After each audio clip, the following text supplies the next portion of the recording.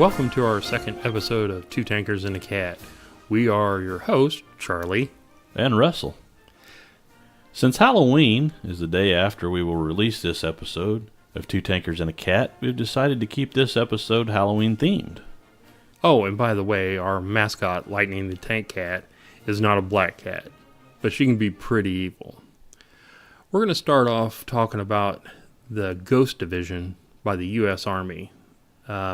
This army consisted of basically 1,100 real personnel, but most of it was columns of tanks, of rubber tanks, and one of my favorite stories about the rubber tank, I'm going to have Russ get into it. Tell us about the bull that charged the M4 Sherman. Yeah. From a distance, an English farmer could see that sometime overnight, a column of Sherman tanks had parked on his field. One of his bulls also noticed the American tanks and was eyeing one of them warily. Suddenly, the bull lunged. The farmer braced himself for the sight of one of his prized bovines, cracking its skull against the armor plating. The bull struck the tank at top speed, and with a lazy hiss of air, the Sherman deflated into a pile of olive-drab rubber sheeting. The bull and the farmer had stumbled onto one of the most elaborate deceptions in the history of warfare, the creation of Patton's Ghost Army.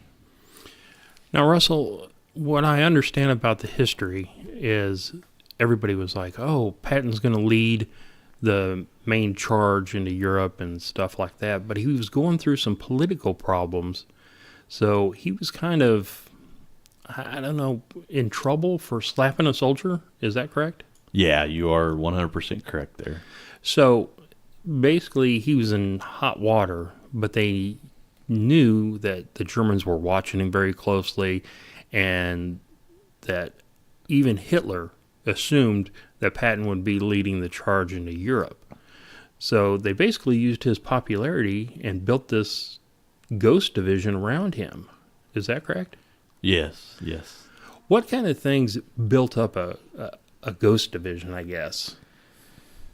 Well, you've got several different things. They pretty much all the pieces they used were inflatable. It'd be tanks, airplanes, jeeps, artillery pieces.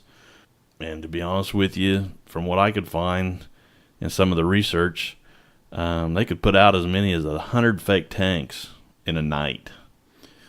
Well, when you say, they're building this division, with all the spy networks, and the Germans did have a pretty effective spy network. Did they have sounds and radio traffic that they were using to help fool? Yeah, they used loudspeakers, giant loudspeakers, to make it sound like they were a big division of military. It was all about the deception. So what we're saying is that they put these tanks out and these fake units out, and they would put up these loudspeakers of tanks rolling, training gunfire, training marches, all this stuff where the Germans could hear from a distance, because they couldn't definitely get up close without being captured, but they could take pictures from a distance and they could record it, and they would report back, hey, there's a huge division that Patton's building over here. We're seeing tanks, airplanes. How many people were actually in that? Well, I'll start off by saying that it was called the 23rd Headquarters Special Troops of the United States Army, so they did have their own name. It was an 1,100-man unit, given the unique mission within the Allied Army to impersonate other Allied Army units. And that was all in order to just deceive the enemy. Wow.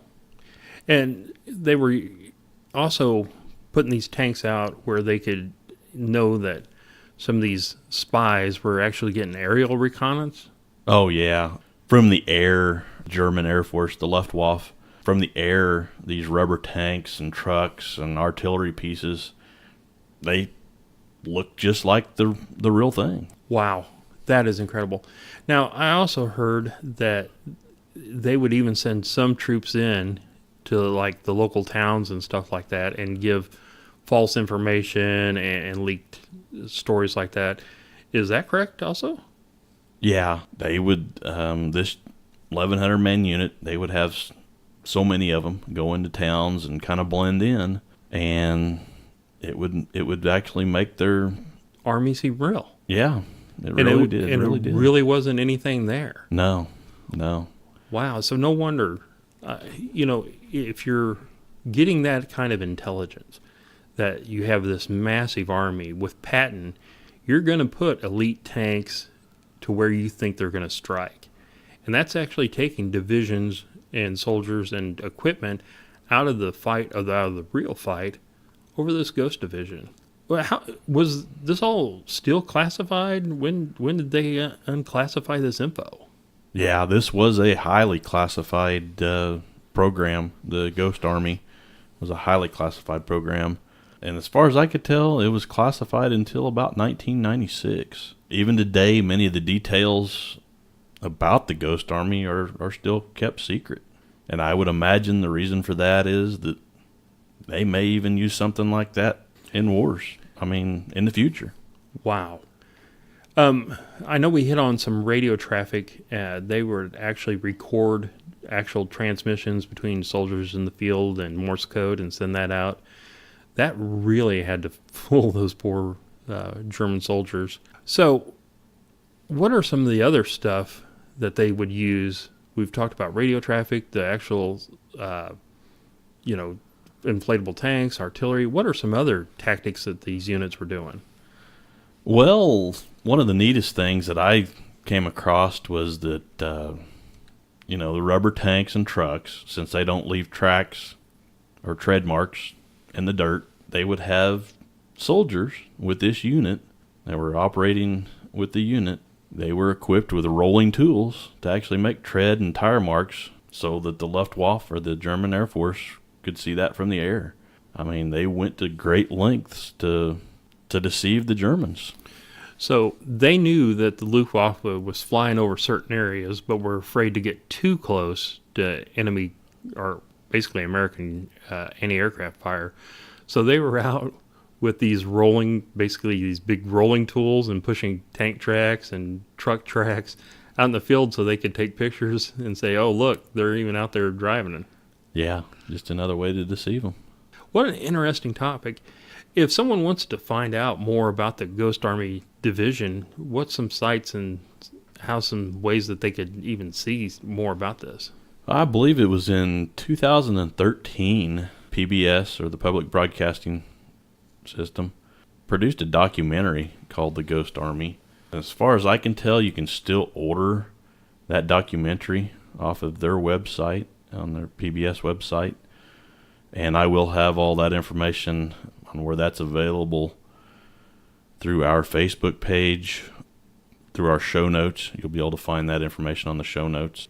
I've found that you can actually watch the documentary on Amazon for free if you've got Amazon Prime, or you can rent it for about $3.99. So it would be worth a watch. That's really cool. And you said you're going to put that in our Facebook link and on our podcast notes? Yeah, on our show notes and the Facebook. I'll have links for all that information. Also, that the Ghost Army has their own website, which is pretty interesting too. It's got a lot more information about the Ghost Army and what they're doing today. I believe they're still having, with the family and everything, they're having get-togethers and stuff like that. I got to admit, I would love to go to a museum or something and be able to find some of these inflatable tanks. And if any of our listeners, again, we keep bringing this up and we're serious, we want you, the listener, to give us feedback and your comments, and even to help us out with some information. If you have some information about the Ghost Army, we'd love to hear from you. And we will use your name, not your whole name, just basically your first name and where you're from. But if anybody knows where we can go and see, or maybe even obtain, one of these old inflatable M4s, we would really like that information. The second thing I want to bring up is I know a lot of us out here are comic book fans. Russ is into the comic book stuff too. I'm a huge one. I know I'm a geek. But one of the things I remember growing up is reading the story about the haunted tank. And this came out through was it Marvel or DC Comics? I believe it was a DC Comics. Yeah, DC Comics. Oh, DC had their own anthology war title called GI Combat, and it was from 1961 through 1987. Like tonight, I actually went and seen the movie Venom. Pretty good movie. I'd suggest to go see it. A little dark, got some rough spots in it. Maybe not too kid-friendly, but still a great movie. Have you got to read any of the comic books about the haunted tank? I personally have not, to be honest with you. This is the first time that I've ever heard about it. You mentioned it to me, and I know we were trying to keep this podcast episode Halloween themed, and you've come up with this. So yeah, I've learned a lot about it, but no, I have not personally read any of them. So if anybody has information on where we can pick up these old comic books, or if you have them laying around and want to send one to us, definitely feel free. Russ, I know you did some research. Can you tell me a little about the research of the comic book? Yeah. The Haunted Tank comic book was all about a military tank crew led and commanded by then Sergeant Jeb Stuart during World War II. The original crew consisted of Stuart's childhood friends who had volunteered for the tank cavalry when the war began, and aided by the ghost of Stuart's ancestor, Confederate General Jeb Stuart, who possessed the crew's light M3 Stuart tank. You know, I remember reading about this, and usually, and I'm going off memory, they would have Jeb Stuart on a horse and his ghost, kind of like in the comic book panel, with his sword drawn, and the M3 Stuart would be going forward.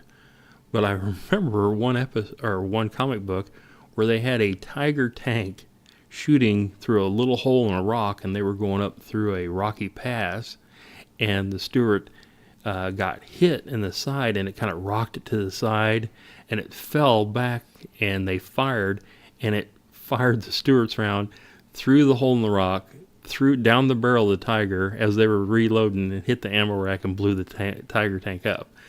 Total comic book stuff. But, I think some people would like to know about the start of the Haunted Tank, where it started out at.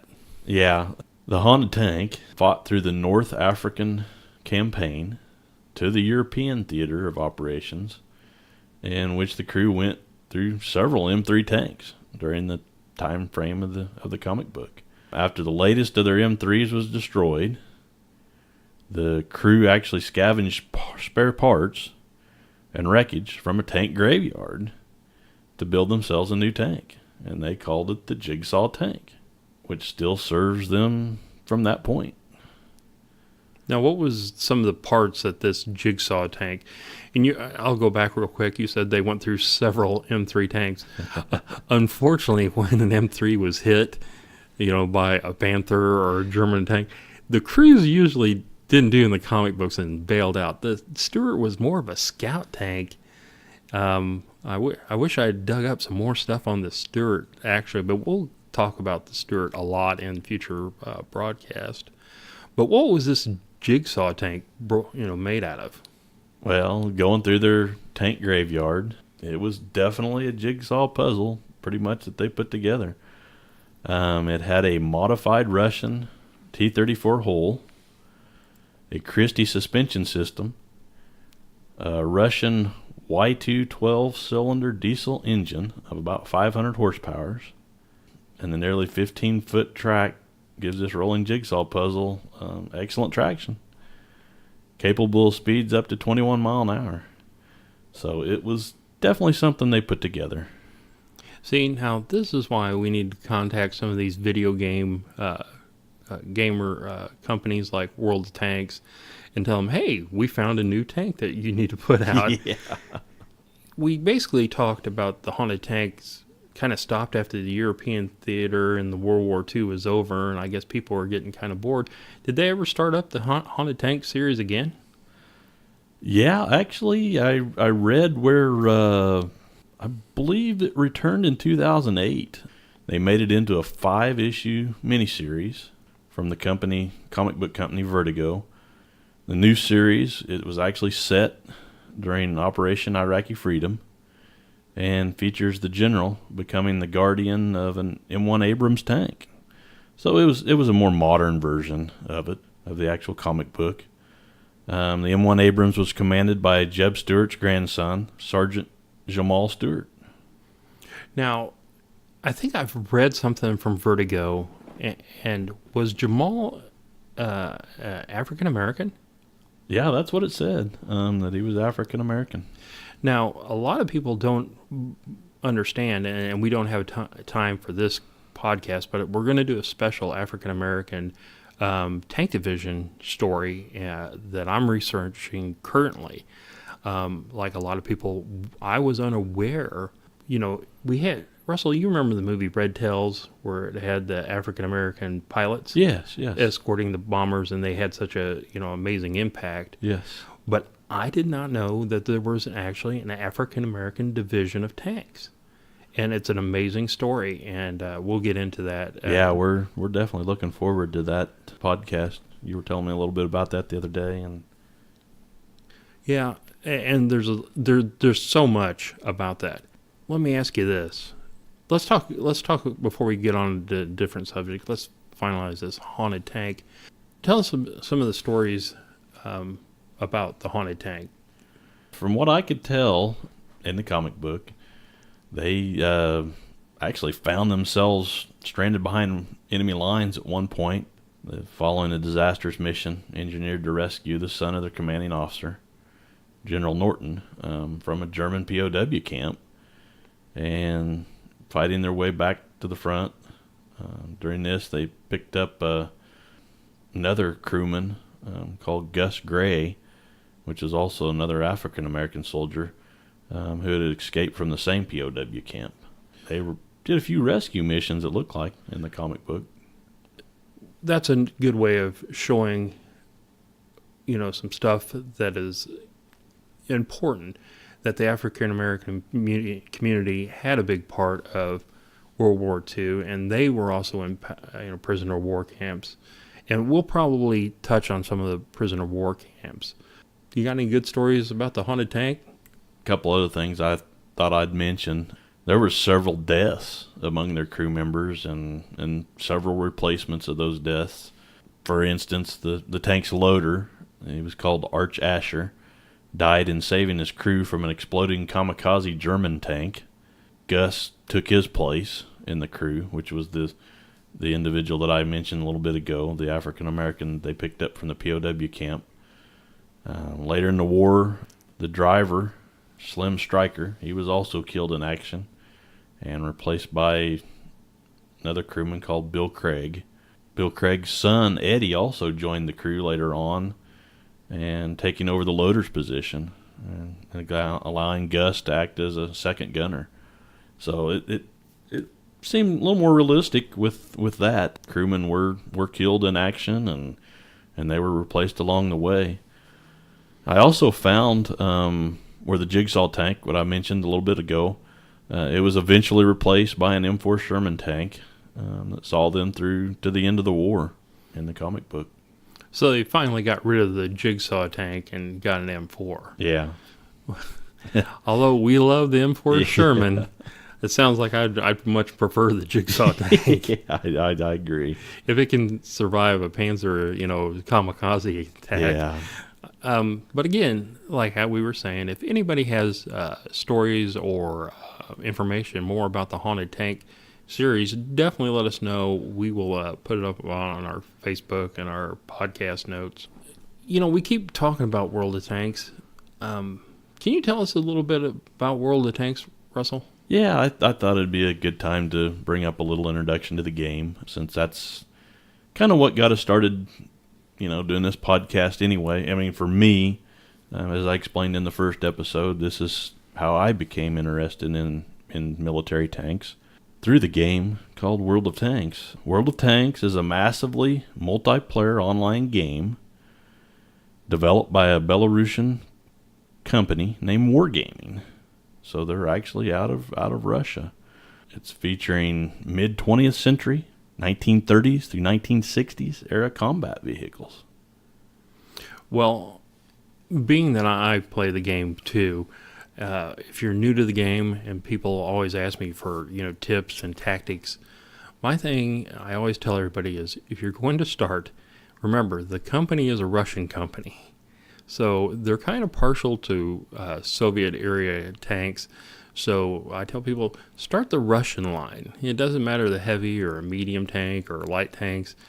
For some reason, the Russians really like their tanks, and they make them pretty hard to kill. Yeah, I would agree. Yeah, the Russian line. That's what I started on, and I would agree. Well, let me ask you this: is World of Tanks free to play? I guess you can say it's a freemium business model where the game is free to play, but participants also have the option of paying a fee for use of premium features. And do you want to talk about some of the premium features that are available in the game? Well, some of the premium features, and like any of these computer games that are free to play, in quotes, they have special tanks, special equipment that you can get if you make a micro purchase. I think the other day, Russell bought a Italian premium tank. Is that a medium autoloader tank? Yes, that is. Yes. I wish I remember the name of that tank. I believe it's the Progresso 46. We will probably be talking about the Italian tank line in the future. So if anybody out there has information about Italian tanks, we would definitely love that information, and feel free to send that to us. When was the official release of the game? The game was released clear back in on April 12th of 2011. So we're talking... What, 7 years? 7 years old, yeah. And it's still one of the most popular games. Yeah. If you look at some of the stuff, history of wargaming, they actually have the world's record for most players logged online at one time, and I think it was million something. Wow. What kind of platforms besides PC? Because usually when we're talking PC players. Yeah, we're both personal computer players of the game. It's been ported to multiple gaming consoles. Xbox 360 version was developed by Wargaming, and it's called World of Tanks Xbox 360 Edition. Xbox 360 players, they actually use a separate server than the PC personal computer version does, and players of each version have their separate accounts too, so you're not using the same account on the Xbox edition that you would on your computer. Now, I know PlayStation 4 has a version. When was that released? It was released in 2016. So almost 5 years after the release of it on the computer, they have released the PlayStation 4 version. Now, remember, if you don't think you enjoy playing tanks, Wargaming does have World of Warplanes, where you can play, the German World War II, even some of the World War I aircraft. What is some of the aircraft? I'm really not a big aircraft guy. I guess the Mustang is in there. I know, what was the airplane that was used in the Battle of Britain? It was called the Thunderbolt? No? Gosh, we need to research some of that. We really do. But again, this is a tank podcast. But Wargaming does also have a World of Warships. And me and Russ are kind of warship geeks too. Yeah, I play that every once in a while. And we've actually went all the way down to Texas to see, what do we see? When the Enterprise, that carrier, do you remember what we saw and seen? Isn't that terrible? We had such a good time, and we can't remember the carrier that we were on. But yeah, I actually got to go to Hawaii and Pearl Harbor and hang out on the Missouri. If you get a chance, and again, I press this so hard, if you do have these military history museums around, go see them, support them, see if you can volunteer. It's so important that we keep these things around for the future generations. I'm trying to talk Russ into going up to Liberty Memorial in Kansas City with us, and eventually we'd like to get some of our viewers and some of our listeners to meet us and do a meet and greet maybe up there someday next to the World War Renault tank that they have up there. Yeah, the World War One museum there in Kansas City. That would be sweet. And we can meet some of the listeners there, and we could maybe shoot a little video and put that on our Facebook. That would be amazing. Yeah, it would. If everybody wonders why I'm kind of stuttering, I have Lightning the cat, and Yes, she is climbing up on my lap going, I want attention. Give me attention. Tell us about some of the gameplay in World of Tanks. Before I go on to the gameplay, I am going to mention World of Tanks. They do have a mobile platform, too, that you can play on your iPad or your Android phone. And it's called World of Tank Blitz. And believe it or not, yes, they have had a board game in the past titled World of Tanks Rush. Wow. Yep. And I knew they had quite a bit of... And I knew they had a collectible card like them Pokemon cards. Yeah, I have heard of that, too. But they had a card game called World of Tanks Generals. So if you're not into computer games, you can still get some of the cards, but you'd have to be a collector. Got it all, pretty much. Getting back to the gameplay, the players actually takes control of a single armored vehicle of their choice, and that vehicle is actually placed in a battle on a random map. Each time you hit battle, it'll place you on a random map. The player has control over the vehicle's movement, the firing of the gun, and they can communicate with allied players through typed or voice chat. One of the fun things about World of Tank is that you can get the different communications, like me and Russ will use TeamSpeak, and we'll platoon. We usually platoon every Friday night, and just have a wonderful time. If you are a player of World of Tanks, or if you get into it, feel free to contact us in game, friend us in game, and we'll platoon with anybody. Oh yeah, shoot, yeah, that'd be fun.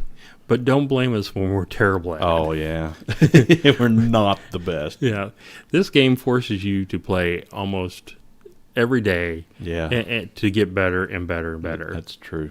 And where we started at, we were terrible. We were terrible. But you start out at level 1, and you're going to get like the Renault tank. There's a lot of countries that had the Renault tank. That starts out at like your tier 1. The American tier 1 is the T1 Cunningham. We really need to do some episodes about these beginning two-man tanks. That is and in stuff. the plans. Yes. All right. Yes. Let's see some of the other vehicle types. Russ, tell us a little bit about the vehicle types. The vehicles are modeled closely to resemble their counterparts in real life. To be honest with you, I am a history buff, and I think that's why I really enjoy playing this game. The vehicles that show up on your gaming screen resemble their counterparts. And it's right down to the details. You probably wouldn't even believe it unless you've seen it. Maybe we could do some screenshots of some of the better tanks. Yeah, we can include some screenshots probably in our show notes sometime or on Facebook as we go along. Yeah. Well, some people would question me when I'm playing. They're like, "Hey, I notice on a lot of tanks that they have logs," and I'm actually talking about logs, like actual tree logs. And they would go, "Why are these tanks having logs on them? Did they use them for extra ammo?" And I say, "No." They would get stuck in the mud, and they would actually put these logs in front of them and run over them, and it would actually push the tank over the log forward and to get out of the mud. Sometimes they had to put the same log in front of the tank over and over and over, but it would get you out of the mud. Yeah. But they actually have these logs strapped on there, and they have like their 50 caliber or anti-aircraft machine guns on top. There's different camouflage. I think we should put some of the screenshots just to show people how great that is. It is. It is so detailed. I've been impressed ever since I've been playing it. Even more so, and I'll be honest with you, even more so, I've been impressed after they've released version 1.0, and we'll get into that on another episode too. On Yeah. some of the difference on how it used to be. We have so much to talk about and so much to share, and we do appreciate you guys tuning in. You know, we're wrapping this up. We hope you enjoyed our Halloween ghost episode. But to kind of wrap this up, how can somebody email us? Yeah, they can get a hold of us through email. Please, please, please. I know we mention it several times throughout each podcast, but please email us your questions, comments, or tank photos, anything you want to get to us. You can email us at twotankersandcat@gmail.com. Repeating, twotankersandcat@gmail.com. You can also get a hold of us. I've set up a new Facebook page. It's Two Tankers and a Cat Podcast. You can get to it at www.facebook.com/Two Tankers and Cat Podcast. Oh, you do us a favor, people. Please throw us a like on Facebook, and feel free to share us. Share it. Share some of our articles we put on there, our pictures.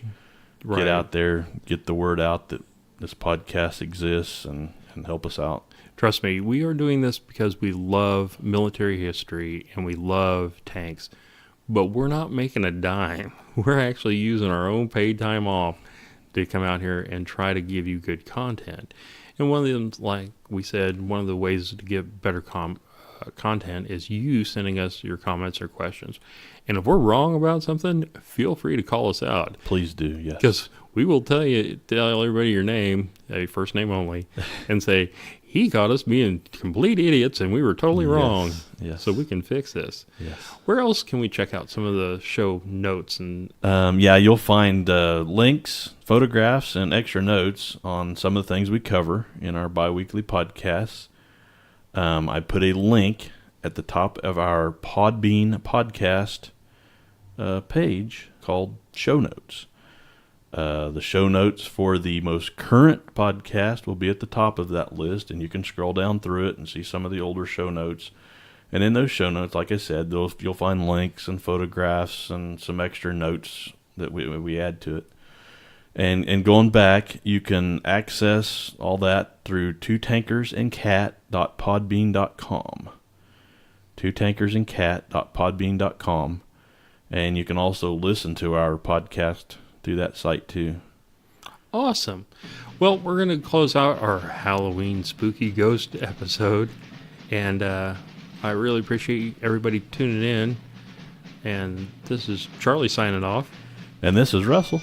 And Lightning, get down. yeah, she's been a pain tonight.